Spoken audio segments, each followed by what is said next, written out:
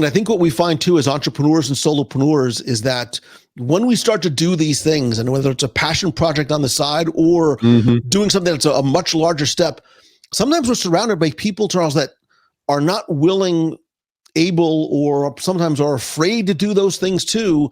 And I hate to say that some people don't want you to do that thing, because if I'm going to be miserable from 9 to 5, you're going to be miserable from 9 to 5 too. I know I say I'm excited about all of them, but Lou Mongello is freaking awesome.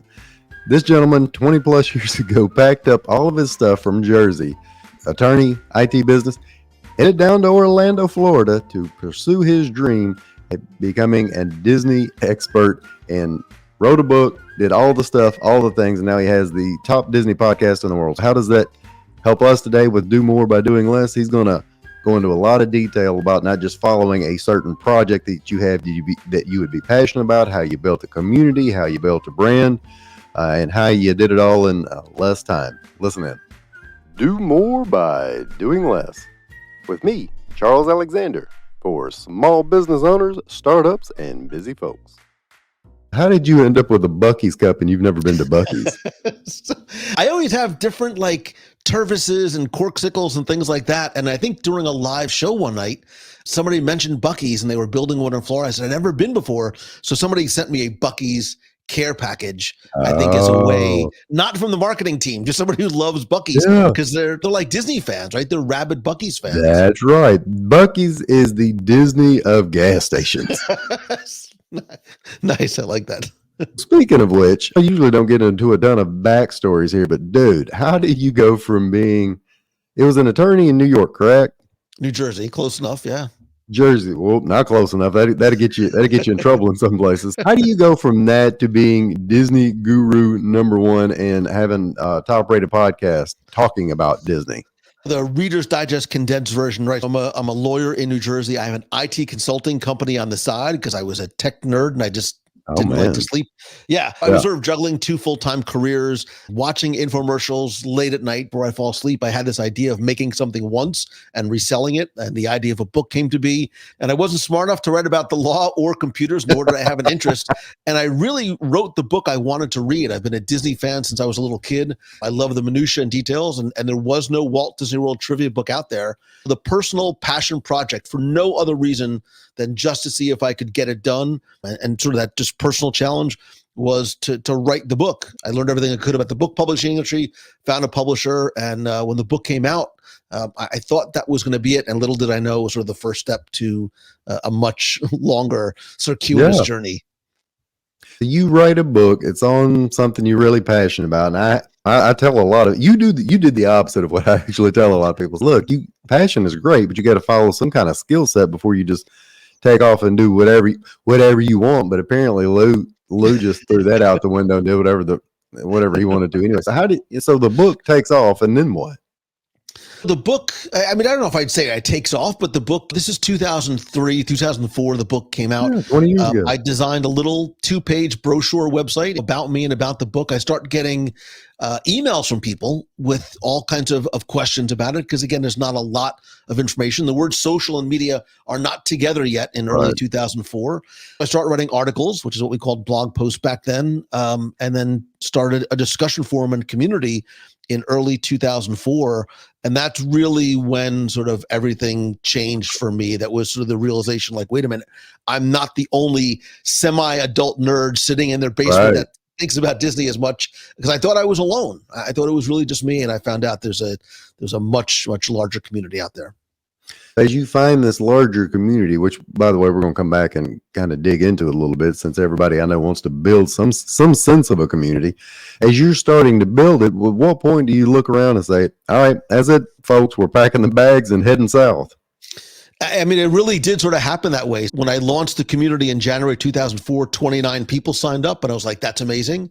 29 turns into 100 and 500, 1,000, 5,000, 10,000, 30, 50,000. I'm like, wait a minute, there's a lot of people out there. And I started podcasting in 2005, still juggling my 2 full-time careers, never thinking this is anything more than a hobby, making a little bit of money on the side with some affiliate stuff. And I think the pivotal moment was my wife. This is what a phone used to look like. My wife comes running down and hands me the phone when I was still living in Jersey. Someone on the opposite side says, "Hey, I've been listening to your show. I love what you do. I'd love to sponsor your show. What do you charge?" And there's this like slow motion moment that I'm looking at the phone going, I have no idea. Well, let me get back to you and figure. And I hang up the phone. And I'm like, well, now what do I do? And I ask Jeeves, like, how much do you charge to sponsor a podcast? You ask Jeeves, that a baby. and yeah, that really started to be the moment when I was like, wait a minute, I think that I can turn this into something. I had no business plan, but you have to take the leap of faith at some point. And I sold everything I had. I brought money to my closing and moved with my 2 young kids to Florida to see if I can turn this thing that because I'll tell you what the answer really is, Charles. It's the reason why I did it and when I did it was out of fear. And it wasn't out of fear of failure. It was out of fear of regret that 5, 10, 20 years would go by and I'd be like, I wonder what would have happened if I would have tried this Disney thing. So I went all in on and took that huge leap of faith. And fortunately I landed on the right side of the fence between successful and crazy and a crazy person. Yeah. Yeah. And you went down at the right time in terms of just before everything online started becoming a little more accessible. That was really fortuitous on your part. And by the way, I love the way Lou shows me how he's on the phone, because I did this at home the other day and I was telling my kids about being on the phone, and then I held up my pinky and my thumb. They were like, what are you doing? Are you hitchhiking? I'm like, oh, that's not what a phone means to you kids at all. You leave, oh gosh. So let me ask, what did the wife say? I literally remember like it was yesterday. I walk upstairs, my wife is watching TV, and I said, I think I could make something out of this. I don't know how but I need to be aware what I do is. And the words okay weren't out of her mouth. And I ran downstairs and started packing because I didn't want to give her a chance to change her mind. My immediate family was super, super supportive. My wife, I had 2 very young kids. The firm that I worked in was with my father. And he's like, look, go do your thing. Give it a shot. Go take your shot. Some of the people around me, not so much. So my 2 very close friends, when I told them I was starting this podcast, they're like, what do you mean? You're going to talk to yourself about Mickey Mouse for an hour a week and hope that somebody's listening? I'm like, yeah, isn't that cool? They're like, 6 weeks you'll be done. Then when I say, listen, I'm selling my house, I'm bringing money to my closing, we're going to move down there with my parents are going to find a house to rent. My wife's going to have to find a job. We're going to have to figure out insurance. And we're trying to figure out how to do this full time. They're like, we give you 6 months and you're going to be back here like begging for a job again. Sure. They're trying to give you the quote unquote hard truth. They're doing what they think is the right thing. They're doing what they think is the right thing. And I think what we find too as entrepreneurs and solopreneurs is that when we start to do these things, and whether it's a passion project on the side or doing something that's a much larger step, sometimes we're surrounded by people, Charles, that are not willing, able, or sometimes are afraid to do those things too. And I hate to say that some people don't want you to do that thing, because if I'm going to be miserable from 9 to 5, you're going to be miserable from 9 to 5 too. They're the crabs in the bucket. That is exactly, we are very much on the same wavelength, right? Yeah. They're going to pull you back down and don't want to see you succeed. Yeah. Yeah. And that's a great point in a wide variety of anybody's life, is that when you start doing something that somebody else is uncomfortable with, you got a wide variety of responses from them. In a lot of cases, they're going to explain to you why it's not right. You can't do it. And they're not always coming at it from a negative place. They're just saying, well, I can't do it. And I can't envision it. And if I can't envision it, then it must not be true. And that doesn't necessarily mean that you can't think of it or become whatever it is you're wanting to chase. And looking at all the things that I want to chat with you about, all the things that I'm giving you credit as an expert on it. You just hit on a couple of those. One of them being, how in the world does somebody kind of chase down their dream? And dream may even be a big word for a lot of the people watching and listening, just something that they want to do that's a little outside of their comfort zone. And then after we hit on that, you hold me accountable. We're going to come back and you tell us, how do you build a community around that? First, how does somebody take a step to do? I mean, what you did was monstrous. How does somebody just do a smaller version of that if that's what they want? Well, that's the thing, right? It's taking those small steps. Look, fear can either paralyze somebody or can motivate somebody, right? And I think fear for me is a great motivator, right? Because it was that fear of the regret, right? And I think you have to, we sort of hear all the time about just starting, right? And perfection, the paralysis by perfection is a real Perfection's thing. the enemy of progress. Without a doubt, and I don't think to use the famous quote, you don't have to see the whole staircase, right? You got to just see that first step. Charles, I had no business plan. I had no idea what it was I was building, if I was really building anything at all. But I was creating this thing with each of the little Lego bricks that I was putting down, right? Every piece of content, everything that I made. And so then we sort of turn around like a little kid, like, oh, this is the thing that I'm building. And then you realize it and you get a little more focused. But I think the thing is to understand your why, right? You have to understand why you're doing it first. If you are starting to chase this thing because you're chasing money, it's the wrong reason. Right? Doesn't always play out well. It does not play out well, because at the end of the day, it's going to end up being a job again. If you're doing it because you genuinely love it and you just want to help people, or you just want to talk about this thing that makes you happy, your motivation has to be pure. And then you figure out the money after it.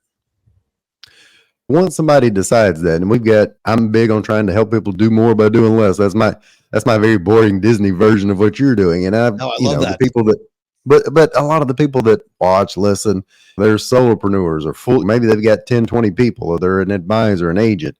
In a lot of cases, I don't know that they want to pack up and head south or do that really fun thing, but a lot of them have a project they want to do. They want to create a series of workshops teaching somebody how to become debt-free. They want to create their own brand about teaching someone how to shift their mindset, or just something that's fun or enjoyable to them. But I think the advice you're giving there is, they just have to kind of get started somewhere and realize that not everybody around them is going to be super supportive.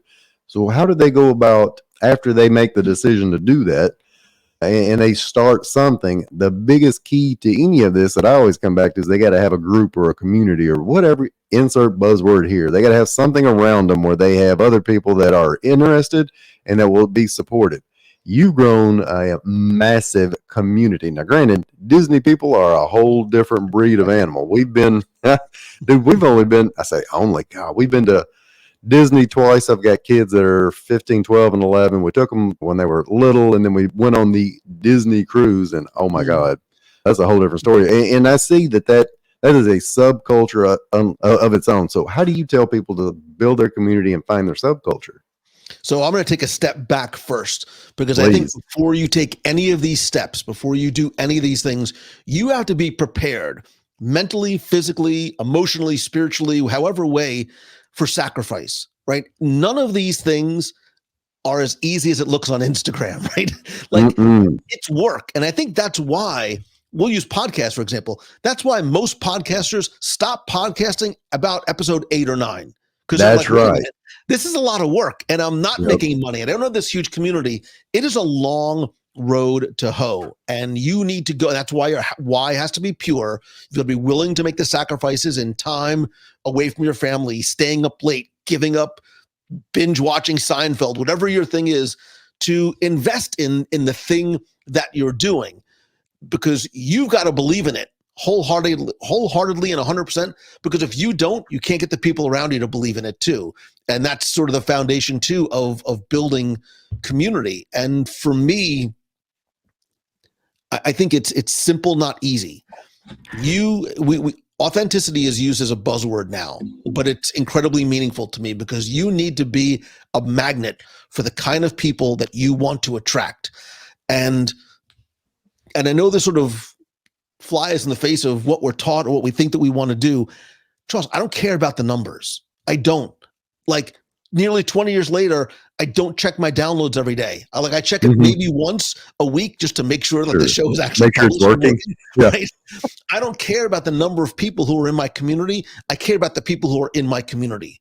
Because if you love on them and you care about people at scale and genuinely, I respond to every single message, every single email, as quickly as I can, every single comment, because there's a real human being on the other side of that download, of that comment, of that like, of whatever it might be. When you care about people at scale and you build truly meaningful community, and this is not about me, this is just to illustrate, I've never spent a dime on advertising, ever. I've never placed a paid ad in 20 years. Why? Because when you create that true community of people that want to be there, that you respect and give attention to, and you feel like they belong, they will become your most loyal evangelists. I can tell you all day long how wonderful the show is. It's different when somebody who listens says, you need to come and listen to this show because I think you're really going to like Lou. It's what Disney does. We go to Disney because we've probably heard a story from somebody else about what an experience they had there. You have to do the same thing in your community. Dude, there's a lot of good stuff right there. In terms of doing that really kind of leads me into the next thing. And you speak on this, you coach this. So you've got something you're passionate about, whatever it is. And you've got, in order to build the community, it's not about just inviting enough people or sending enough messages or doing cold email. It's about being true blue to that one thing you're really passionate about, showing up every day and becoming, I think the term you use, becoming a magnet for it. So if you eat, sleep, and breathe it, and you're fired up and you give folks a lot of, feedback on it, they'll start listening to you and talking to you and interacting with you, and you just have to take care of them. In doing that, that's like personal brand stuff, right? A lot of people are just terrified of doing such a thing. I can tell you so many clients of mine over the years, you visit their website or their social media profile, and it doesn't look like them at all. And it's not that they have an inauthentic brand. It's just, it's non-existent. It's clip art, right? What's that first step they need to do to really advance a personal brand? Not just to be, and it's, let me back up before I even get into this. Not to be selfish, because so many people say, well, it's just not about me, it's about them. Right, I get that, but if they don't know who you are, then there won't be a them to follow you. So, I'm smiling because as you're talking about this, I literally remember the moment when I still lived in New Jersey and I was having a conversation with, look, I'm not a marketer. I'm not a marketer. I hate selling. I'm not a sales guy, at all. It gives me the heebie-jeebies. Somebody who was in business was talking to me and was trying to make me adopt this idea. He's like, Lou, you are your brand. And I'm like, I don't understand what any of those words mean. I have no idea what you're talking about. I talk about Mickey Mouse for a living and that's it. He's like, no. You are this idea of being a personal brand. And sometimes you don't have to sort of be face forward in order to do it. I mean, there's a lot of podcasters out there. You don't know what they look like, and that's okay because it's the way we consume this very intimate medium. But I think that you need to humanize whatever brand that is. And I think I tell people all the time, I said, people don't fall in love with a logo, they fall in love with you. And that's the idea of what you want to have happen. I want people to love not just the content, but the person behind it. And in secondary and tertiary, love the community that they are helping to build, right? It's important for me to make people understand that they have ownership in WDW Radio, because I might have just built the clubhouse, but they are the ones that populate it. They are the ones that create a lot of content. They are the ones who engage in community and conversation. I think part of building your personal brand is empowering the people who are part of your community to understand that what you do is by, for, with, and about them as well. In order to really communicate that with them, and this ties in well to Disney, there's got to be some element of not just giving them step by step blocking and tackling. Do these 10 things before breakfast and you'll have whatever dream I'm selling you here that I also believe in. There's got to be some element of storytelling, right? So in doing that, humor me here. What do you tell folks? There's a Disney version of storytelling, and how does that tie into personal brand and community? It's funny that you talk about that, because you talk about not wanting to maybe be face forward or just clip art on their thing.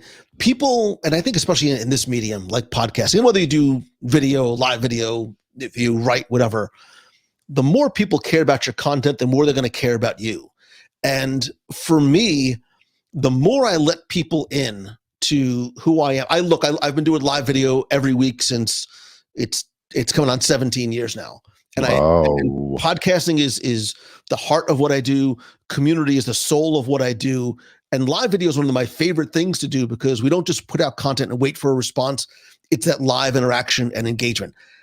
People don't even care what we talk about anymore, right? It's just about being together in a community. And I feed off the energy, but there is a level of transparency and authenticity and trust that I feel I give people.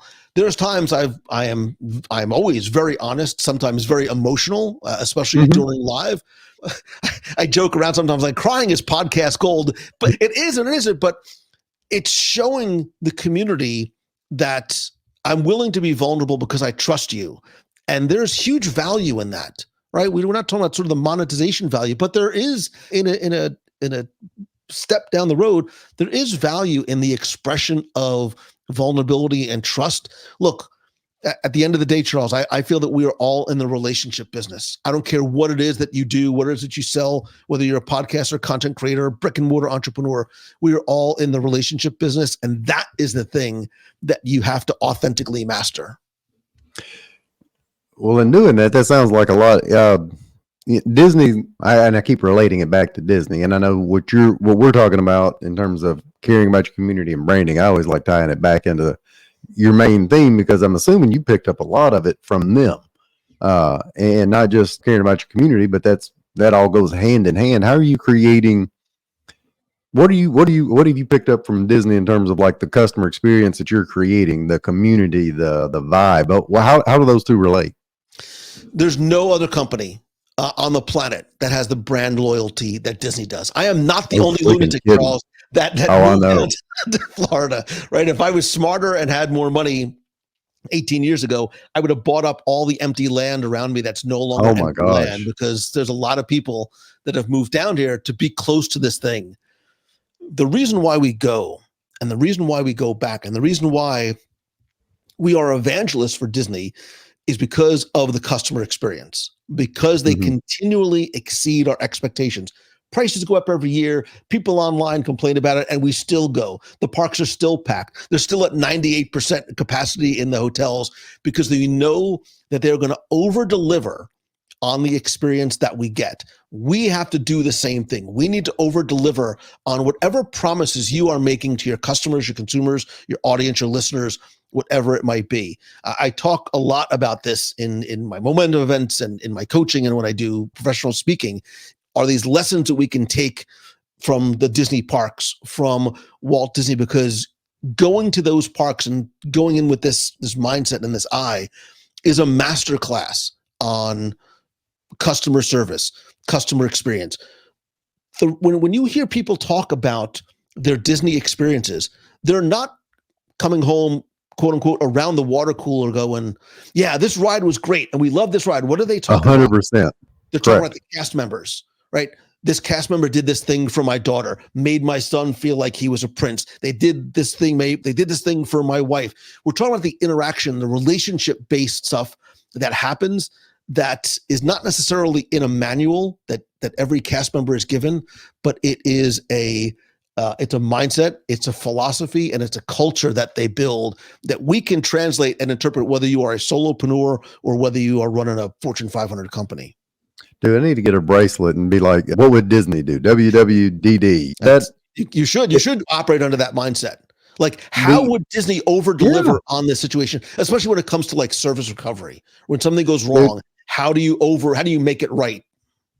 The Disney cruise alone, and that's just the freshest thing in my mind because that's the last thing we did. We still, at today, this was years ago, how every family's got its own little inside jokes or family sayings. Like if we have broccoli for dinner, we'll look over at my son, you want a broccoli sundae? And he knows exactly what it means from years ago because the server that we had all week would tease my son about, you want broccoli today? And like, no, I hate broccoli. So at the very end of the week, he kept teasing him about making a broccoli sundae.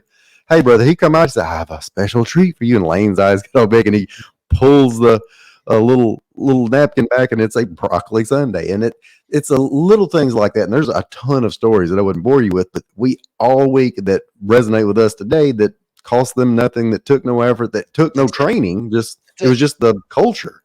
It cost them nothing. It's the story. They're not trained to do that thing, but they're empowered with the ability to do it. Right? They're empowered with the ability to do it. That's the story you're going to tell. That's the story that's going to put a smile on somebody's face and go, we should go on a Disney cruise.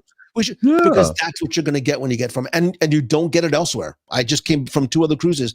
Those similar experiences don't happen. And I don't know why, because it doesn't cost them anything to do it. That's right. And we're saying don't cost you anything. I mean, in terms of Disney, that the cruise we went on cost 2 to 3 times the other cruises. And for anybody that knows me, I squeak when I walk money. But dude, that was worth it. We got what we paid for. So to wrap up before I throw you a softball here, a tactical question, I guess, because you're super enthusiastic. You eat, sleep, and breathe what you do. You talked about building a community, creating a brand, having an experience. I'm going to take a quick step back. A random question. How are you don't spend money on advertising, marketing, but you're doing a ton of LinkedIn, or I say LinkedIn. What kind of live video are you doing? Where is it? How do people find it? How do you put it out there?